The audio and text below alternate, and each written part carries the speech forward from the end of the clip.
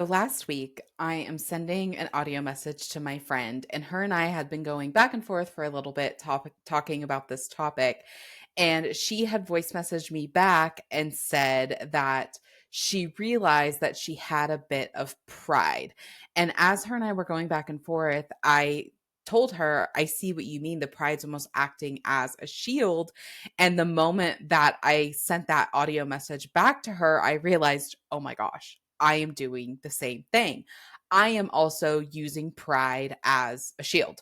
Didn't really think anything of it, sent her the audio message, and then I had to go on a drive to a town about a half hour away from where I'm currently living and went the wrong direction. I was going somewhere I don't typically go. I try not to use my GPS, but every now and again you're going somewhere you'd never been before.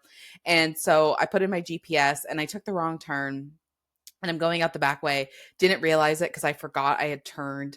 I don't know about you, but I use Apple Maps and the voice on Apple Maps drives me nuts. It just drives me nuts. So I forgot that I turned the voice off and I wasn't paying attention, realized I went the wrong direction without thought, stopped, turned around to go back the correct direction.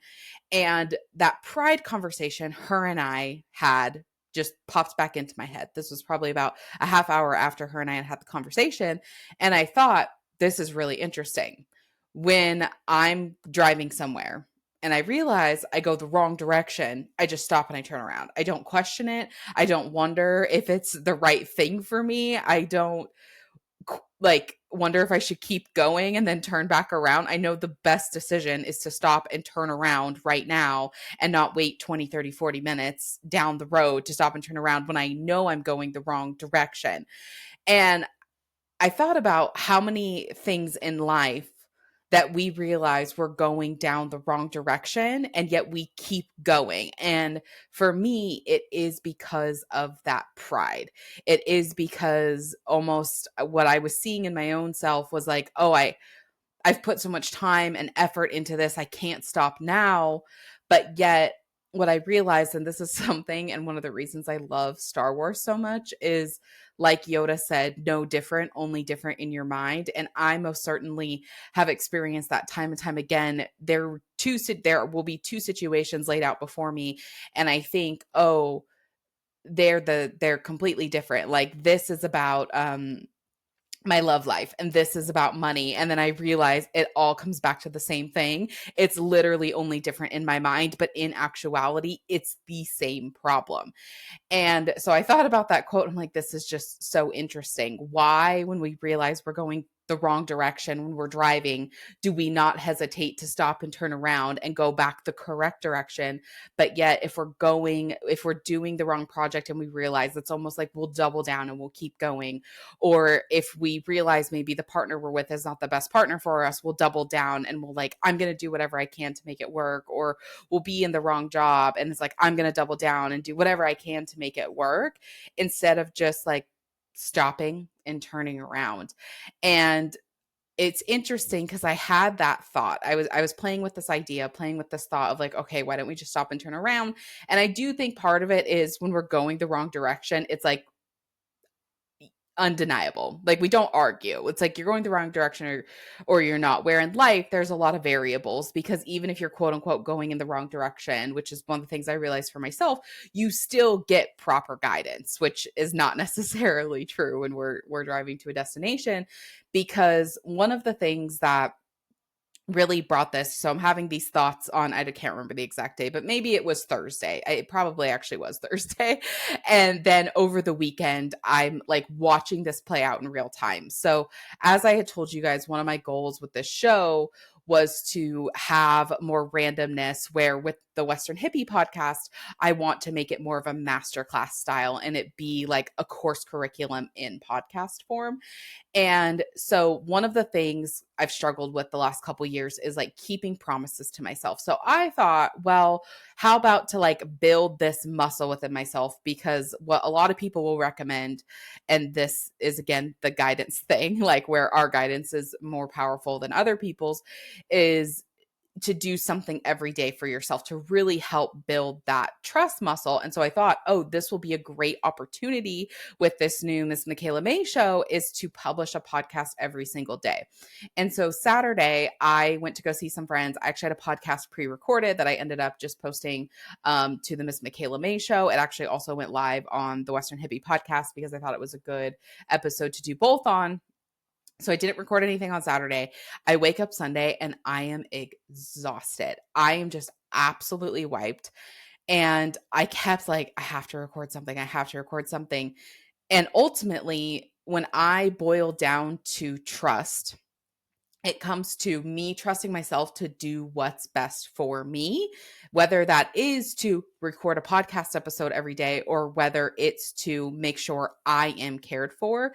And I was wiped. And even if you go back a couple of videos, like I was very wiped even prior to, like, I probably should have been resting on Thursday, Friday, Saturday, and Sunday.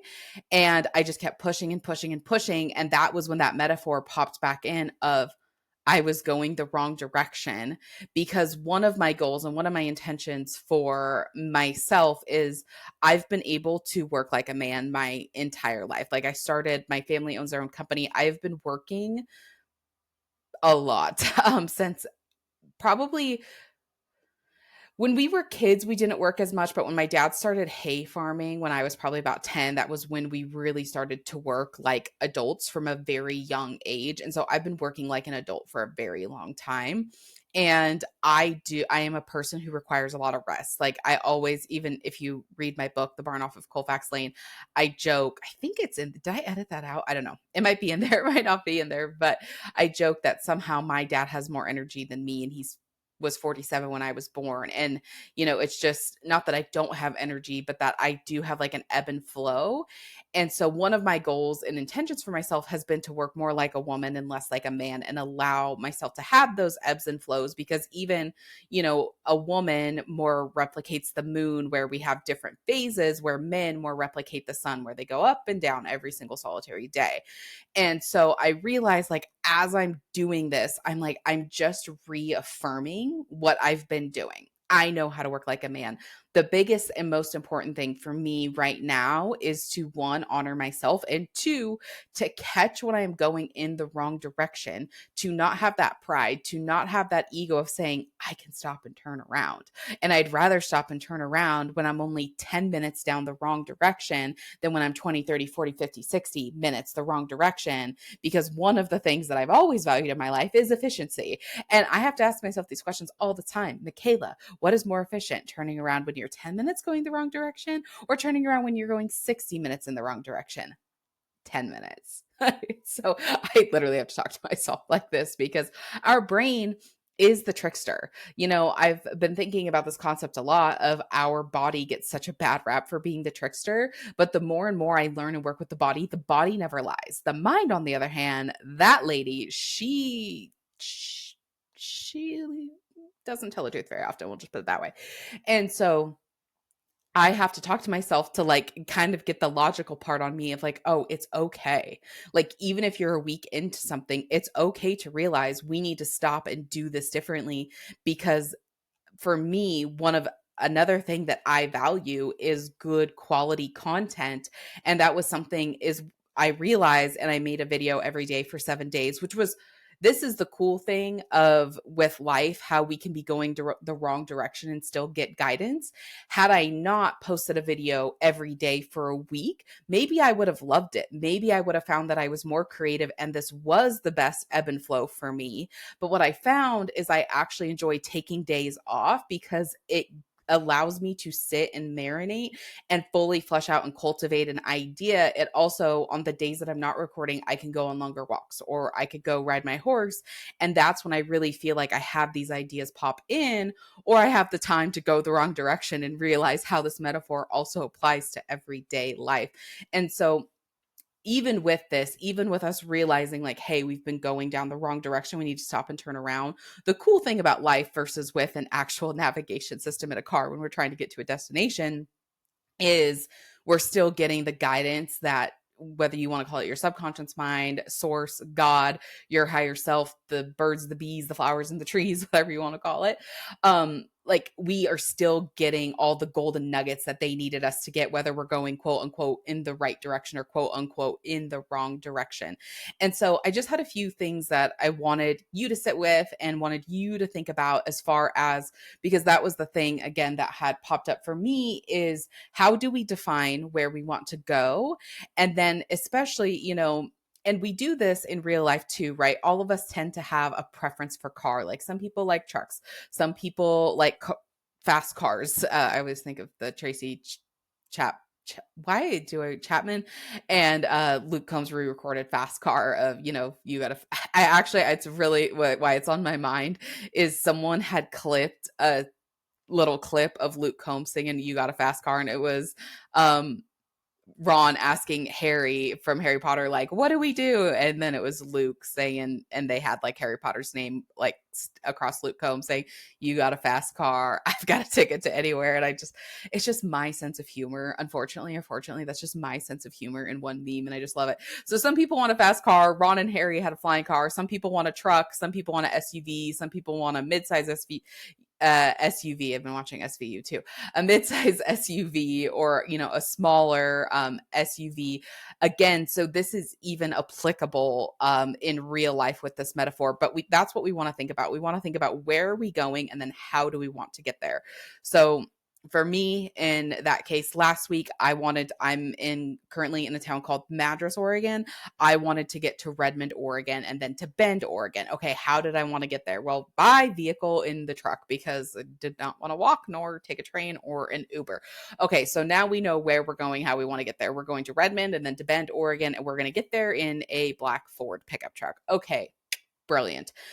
So when I think about, okay, let's take that same thing and apply it to this show, apply it to my business, apply it to the Western Hippie podcast. Where do I want to go? Okay, currently my goal would be, I actually should, I do have a goal. I don't like sharing my goals out loud.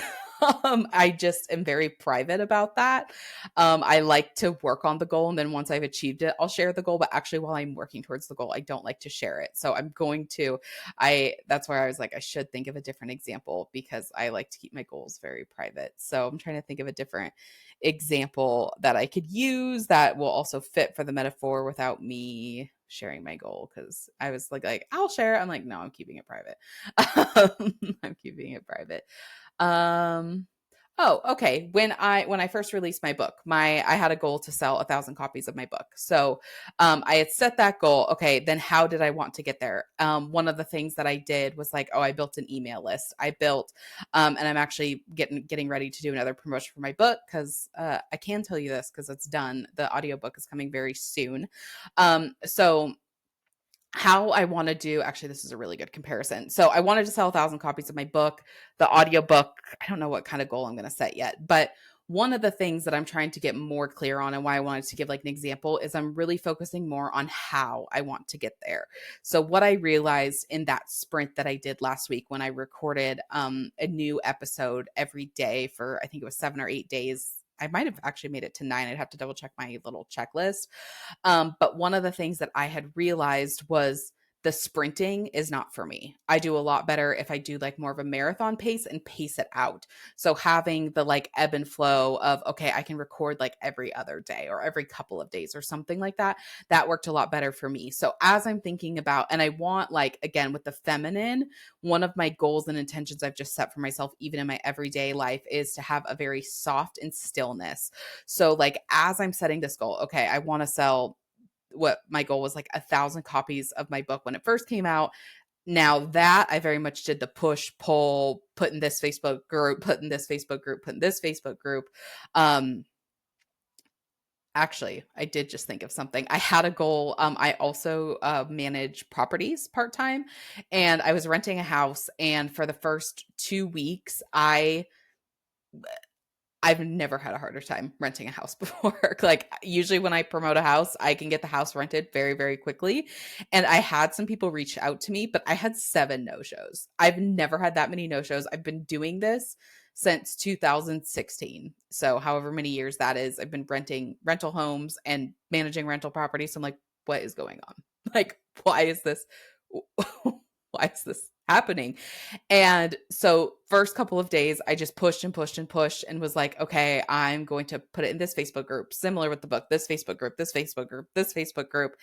But I was just getting the same result. And like I've shared on this podcast, again, one of my like beliefs and values is doing the same thing over and over again and expecting a different result is just insanity. And so I thought about the mindset work that I've been doing and the belief work I've been doing. I'm like, let me try this out. I've been studying it. Now let me actually put it into play, and was like, I'm going to write down why I think this house is valuable and why I think this house is worth what it's worth.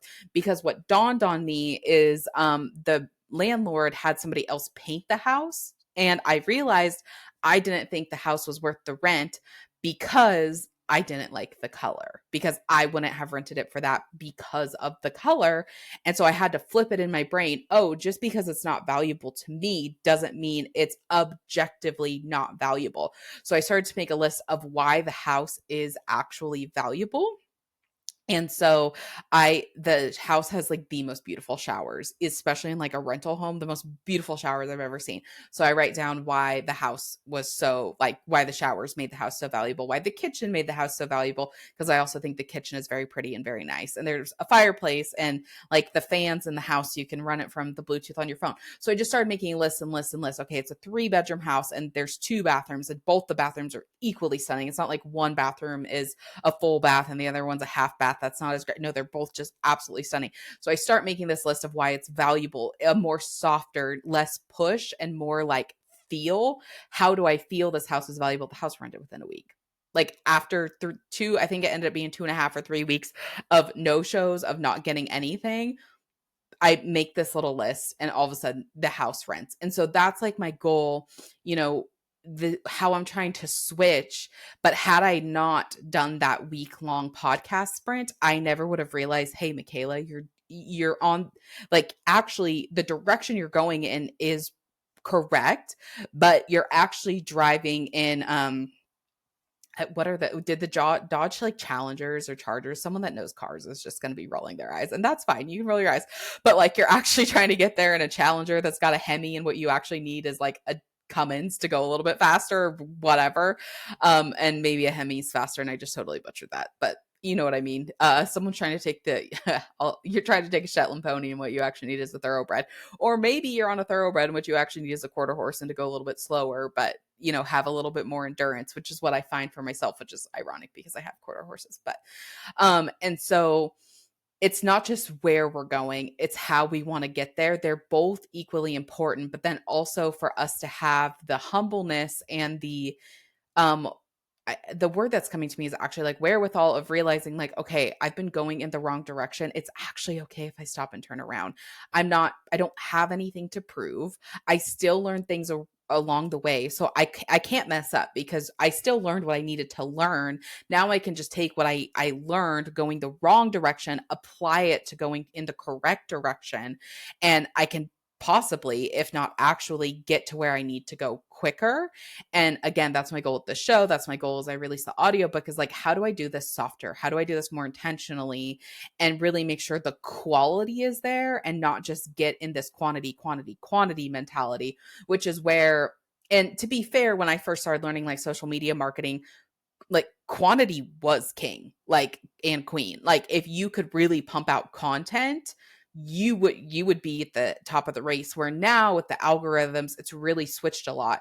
So in that change, it's like we have to change too. And not just that, but we have to realize what works best for us, because again, in that week or 8-day, however many day experiment that I did, I may have found that posting, and to be honest with you, I thought that it would be, because I am a very routine and consistent type of person. So I thought making content every single day would be on par for me. And then come to find out, it doesn't give me the ebb and flow that I need, because I need to have the like downtime where I'm really marinating and having these ideas come in and being out in life and getting inspired by life. Because ultimately, that's how I work best. I get out, I get inspired by life, I see something, or I go in the wrong direction. I'm like, I can make that a podcast. That would be amazing.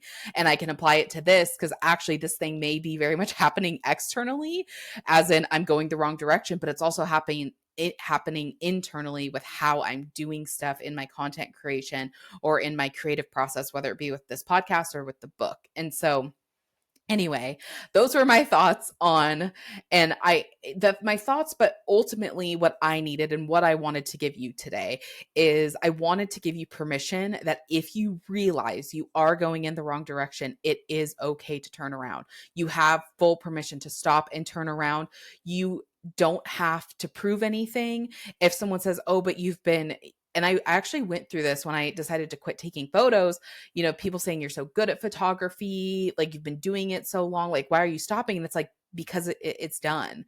And this is like a similar metaphor. I actually heard this from James Wedmore, who's a business coach, but he's like, everyone says, when one door closes, another door opens. But he's like, what most people don't realize is one door has to close for another one to open. Because again, you can call it God, source, the universe needs to know, like, you are done with this part. Because when we change directions, most times we also, not all the time, but most times we also have to change identities. So Michaela the photographer, I could not hold the identity of Michaela the photographer as I was transitioning into Michaela the author.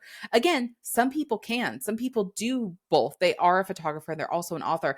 I did not want that anymore. I wanted to, all that time I was spending on editing photos, I wanted to take that time and either put it into a book, or I was also video editing at the time. And for me, the decision I made was, for the time that I'm putting into photography and for video editing and or for editing photos, I'm getting paid triple and quadruple the amount video editing. And so that was like why that door had to close, was like, I want to increase my income for the same amount of time. And so then, it was actually less time most of the time. And then it's freeing me like all this time to make the book or to write the book. And so it's like, okay, how can I also realize when I'm doing something in another area of life, like similar to the photography, like it's okay to shut that door so we can allow another one to open. Because we have to stop going left if we want to go right. We have to turn around. If we're going east, we cannot continue to go east to head west. We have to stop and turn around. And so I just wanted to give you that permission, and also allow yourself to, I had to grieve. Like when I was looking back on all the photos I used to take when I announced my retirement, I was sad. I was sad. And so also you can allow yourself to grieve. And, even for me, and I'll share kind of what the insight was around when I'm ready to talk about it. I'm not ready to talk about it, but I realized that I had this dream, and instead of grieving the dream, I was just doubling down on how could I make it work. And like, I always think of Tom Cruise in Minority Report when he's got the screen and he's just on all these things. Like, it's like I have this big screen in front of me and I'm saying like, okay, I can make it work if I cross it. And it's like, but it doesn't have to be that difficult. Similar to me renting the house, you could just make a value list. But if you're so fixated on this outcome, the value list may not work, because that's another, you might have to surrender to what the outcome could be. And that's something I haven't always been great at, where the other way that I was doing this, it's like I was trying to guarantee a very, very specific outcome. So all of this to say today, give yourself what you need to. If you're listening to this podcast, it's not an accident you're here. It's not an accident you're hearing this message today. And so what thing in your life do you need to stop and turn around on? And then what feelings do you need to allow yourself to process so that you can stop and turn around and make peace with it? That is all I have for today's episode of the Miss Michaela Mae Show. I am here with my corgis, Tank and Willie, and we really appreciate you being here with us today. And we will talk to you on the next episode.